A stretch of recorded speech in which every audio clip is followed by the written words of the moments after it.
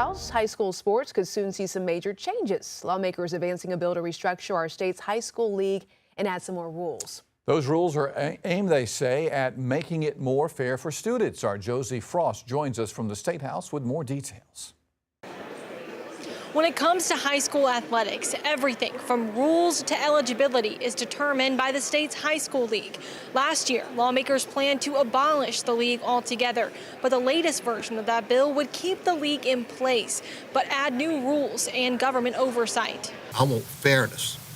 I want sportsmanship. Lawmakers say they fielded complaints for years over the high school league. Those came from parents who say the league has not held up good safety standards or been fair in how it enforces certain rules, including things like player eligibility. I don't want to see things continue to fail and go back to the way they were, where some schools actually were fearful of actions being taken, while other schools believe we can get an advantage by if we went after this person or that team.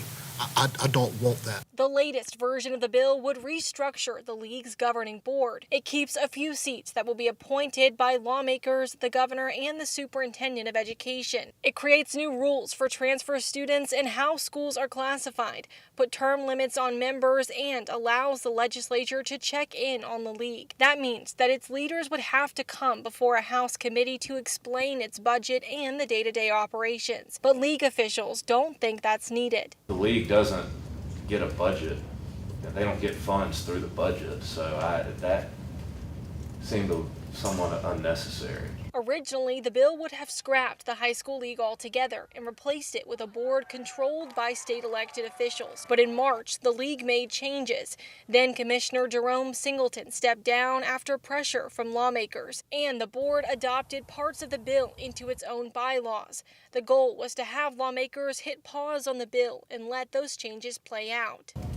I think what we've seen with the changes added in March is a reaction and a response to make us more accountable, to make us a little more flexible, and to make us a little more transparent. But lawmakers didn't abandon the bill at all. Instead, they modified it, saying they want to make sure those changes are permanent and make the league more accountable. Supporters of the bill say it's about making sure things are fair for those kids on the field. If we take the pressure off, it will revert back to the way it was. It may not happen immediately, but it will happen. Now, the bill was advanced by the committee, but it's been heavily amended. So if it passes the Senate as is, it'll still have to go back to the House for its approval as well. Reporting at the State House, Josie Frost, News 19, WLTX. All right, Josie, thank you so much. The bill also creates a new safety rule. That's where a school's classifications is tied to whether or not a team has enough players to participate safely against other schools.